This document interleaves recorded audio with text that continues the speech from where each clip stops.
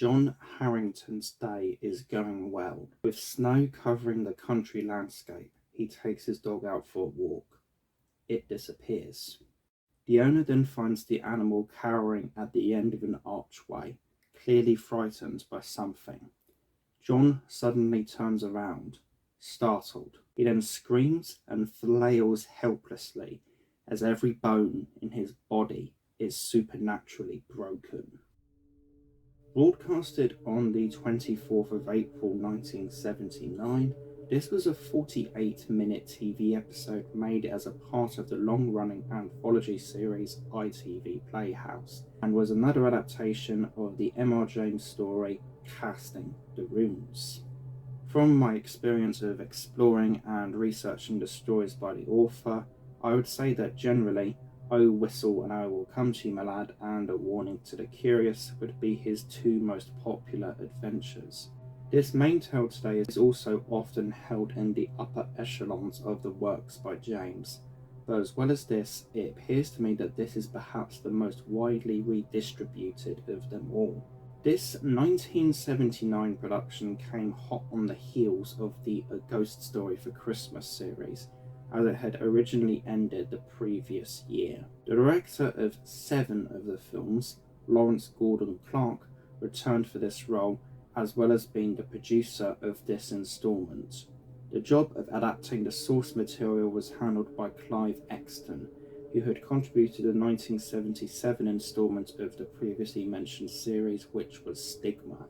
This was the second time that the story was selected for adaptation as a television piece, as in 1968 it made for the premiere episode of the third series of Mystery and Imagination. Here it was adapted by Evelyn Fraser and directed by a veteran of armchair theatre, Alan Cook. It starred John Fraser as Dunning, Robert Edison as Carswell, first name being Magnus in this adaptation, and Michael Lees as Harrington. No copy of the episode is known to exist. However, a poor quality clip set on a tram does exist. This particular sequence was shown as a preview for the episode on the day of its transmission, with this promo being recorded using a primitive piece of home video recording equipment.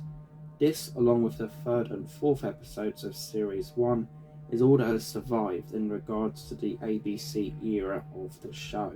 For this newer version, it stars Jan Francis as Prudence Dunning, Edward Peterbridge as Henry Harrington, Christopher Good as John Harrington, and Ian Cuthbertson as Carswell, first name being Julian here. The main character for this episode is Dunning, and recently she had produced a journalistic piece of television on cults, in turn mentioning a certain abbot of Lufford, otherwise known as Carswell. Later on, when she is watching back the installment, they find a message that got hidden in the print of the programme.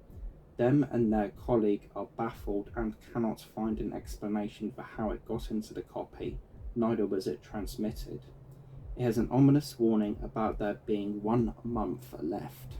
The mystery deepens whenever Prudence discovers that a certain John Harrington died in very mysterious circumstances, with them having recently published a quote-unquote masterpiece of destructive criticism on a book by Carswell, in a similar way as to how she mentioned the same volume in her TV installment.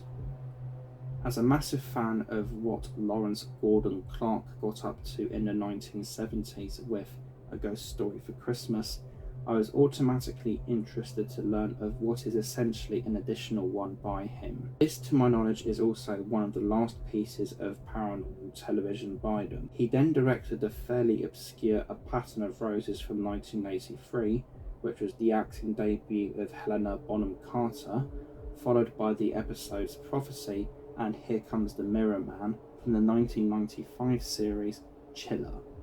There have been 2 DVD releases of this entry, one by Acorn Media as a Region 1 release, with another by Network. This later one I have owned for some time now, and overall I have seen it 3 times. I will say that it is ultimately an interesting watch and is generally well made, but rather uninvolving. The atmosphere here is very good in parts, with a score that is a mixture of sound effects, a synthesizer, and a flute. The musical accompaniment pairs well with the often snow-laden landscapes and shots in turn creating a very dissonant and eerie feel. Not to mention that the directing is also very good, with shots and camera work that help to add to this.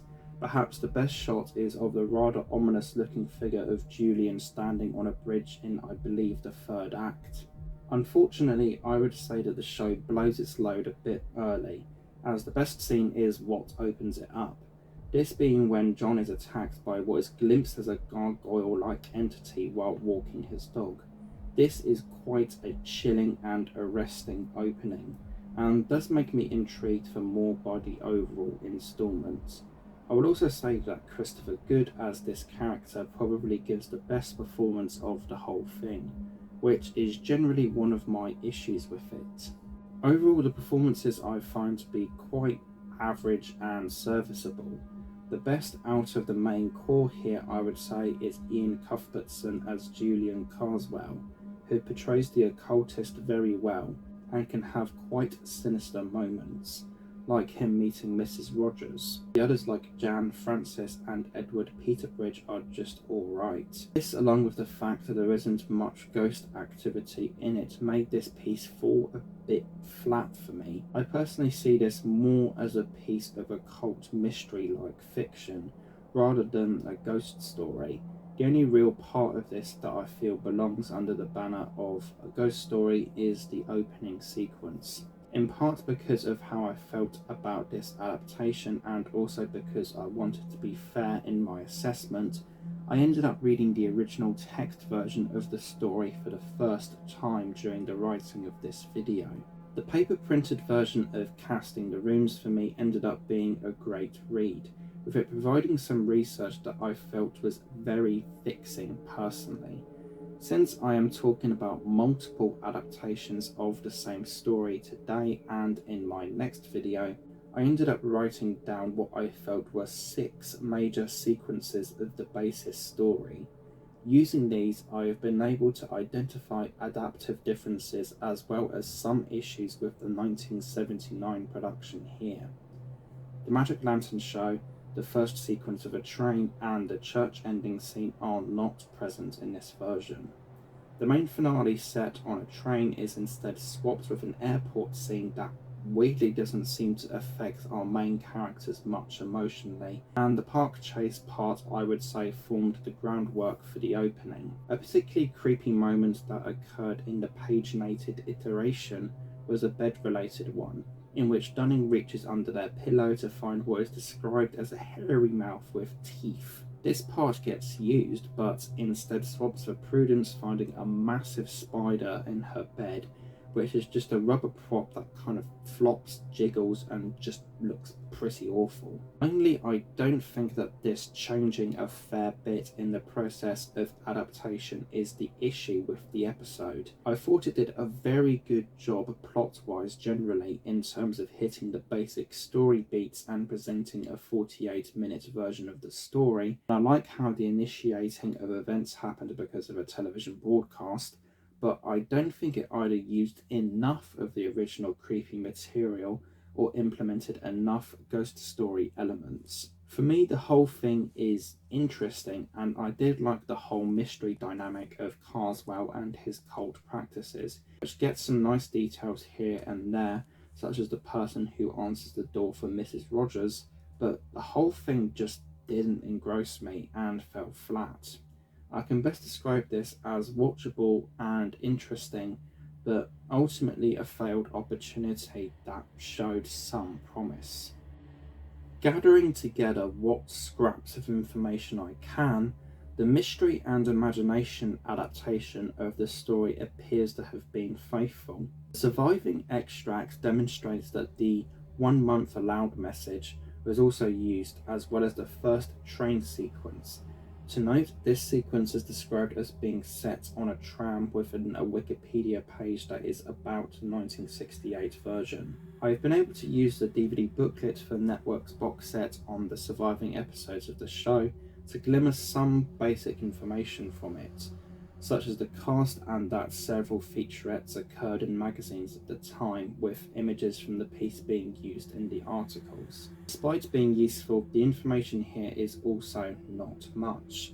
For a video on my Pitch Girl Black channel uploaded in 2021, I asked people if they had any memories of the show in a group I am in, seeing that many members had posted about a fondness for the series, having seen it on transmission.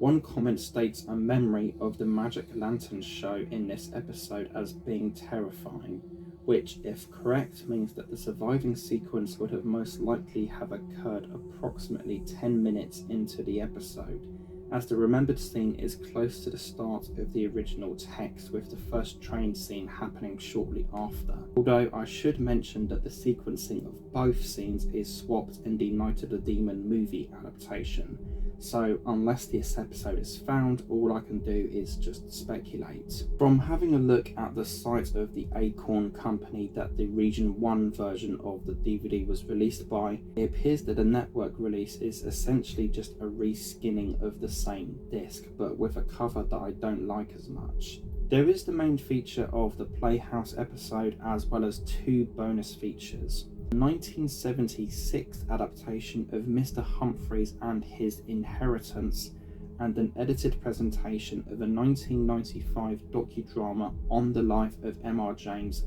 entitled A Pleasant Terror. In the late 1950s, the BBC started to screen programmes that were specifically made for use by teachers, such broadcasts being shown in schools from what I can gather. In 1976, as a part of their Music Scene series, Yorkshire Television produced an adaptation of this particular M.R. James story, with the intention to show and display how music can be used effectively in television productions. The instalment is presented in full on the DVD release and runs to about 20 minutes. It has an opening 3-minute section that primarily features a screen media music composer introducing the piece and giving any students that would be watching the thing an evaluative task to perform with teachers or at home. An upload of the core short film has been uploaded to YouTube with this introductory part cut out, and runs to just under 17 minutes. From my experience in a group primarily about the works of M.R. James, it has been seen as a very odd choice of an adaptation, particularly as this one is one of the longest stories by the author. For example, on YouTube, the channel called Bite-Sized Audio Production has audiobooked several ghost stories, including James's. Their versions of A View from a Hill and The Treasure of Abbot Thomas both run to 52 minutes, with their audiobooking of Mr. Humphreys and His Inheritance running to 70. So it goes without saying that a great deal of compacting had to be done. As some may have guessed from watching my two previous videos on the series of A Ghost Story for Christmas, I have not read the original story, but still from this perspective and having watched this adaptation a few times now, I would say that this is a great little oddity of a ghost story. I would also say that this was quite a good choice of story to adapt for what purposes it would have originally served, as I can imagine being lost in a maze in a piece of TV or film can really help be added to with an appropriate score of music to further add to the disillusion and confusion. The Shining from 1980 has an excellent sequence displaying this, for example. There are two main characters of this episode, being Mr. Humphreys as played by Jeffrey Russell and his servant Cooper as played by Peter Wheeler, and overall I would say that both actors do a very good job at portraying the characters. There is also some narration done by Peter Clock that pops up in a couple places, with this adding to the finale and making it pretty creepy. The set work is fantastic for what it is, and overall it makes use of what money it had very well, and I find it to be well directed and made. Despite this being quite low budget, it still manages to be a compelling and good piece of ghost story television. I don't think it'd be fair to regard this in the same vein as A Ghost Story for Christmas, but as a supplemental program I think it's pretty great, and I will say that the DVD itself is worth buying for it and the other bonus feature that is included on it. A Pleasant Terror The Life and Ghosts of M.R. James is a 1995 documentary about the author constructed through a mixture of styles. It has sequences that are done as dramatics with Michael Elwyn performing as the author, scenes of people exploring the life of Montague and praising him and his work as a ghost story author, along with readings of excerpts from the stories and some recreations of scenes. Whenever I viewed this for a second time in preparation for this video, at the beginning I felt like I wasn't going to have much to say on it, but overall there were some points and pieces within this that provided to be very interesting and discussion worthy. Over its almost 50-minute runtime, we have a very well presented and structured feature that has contributions from Christopher Lee, director of the 1968 adaptation of O Whistle Now I Come to You, Jonathan Miller, Lord Hailsham, a friend of James that has strong and positive memories of them, along with various other people. It dives into the background and life of the author, his ties to religion, what influenced him, and it even dances around the idea of his own experience and belief in the supernatural. With regards to what experience I had in terms of what I got from the documentary, I would say it was an interesting watch as someone who has mainly explored the author's work through the screen adaptations currently. To me, this provided as a thought-provoking background to several pieces of television that I have discovered and loved in the recent years. For me, it is a bit difficult to put down here why I like this a lot, but I think it is from a contextualization of what I have just said, combined with seeing an insight into the background of the author's stories and influences. Witnessing the legendary actor Christopher Lee praising James and describing his tales as, quote, so brilliantly written you believe them, is quite fascinating for me as a big fan of numerous horror films that I have seen him in. The dramatic sequences of Elwyn performing as the writer and the readings from certain stories peppered throughout are great and really engrossing. Not to mention there is a recreation of the recently mentioned bed sequence from Casting the Rooms that provided to be miles better than what the Playhouse iteration could muster. Perhaps the part that proved to be best for me within the context of things I have already mentioned is within the last act of the documentary. In the last months of Montague's life, he ended up writing a largely unknown story titled A Vignette. Michael Cox, a biographer on the author, suggested there is a presence of autobiography in this particular story, in turn postulating that this was basically James's way of coming full circle at the end of his life and writing a ghost story about a supernatural encounter he had himself as a child. The written piece describes in great detail the general location that it is set in extremely accurate detail, with it being set at James's childhood home, a village called Livermere. Presenter of the overall documentary, Bill Wallace, decides to venture to the location and ends up discovering the exact place where a vignette is set. A particular part of the story details our protagonist being able to see a white form through a hole in a gate, and a local by the name of Beryl, whom has lived in the settlement for years, is able to recall such a described fixture in the location. As well as this, she believes that the area is haunted, saying that there are many others that have seen apparitions, along with dogs having a dislike of coming to the surrounding area. So, could it be that Montague himself was influenced by an experience of his own as a child? But do I believe in ghosts? Now that's a question I've always been less inclined to answer.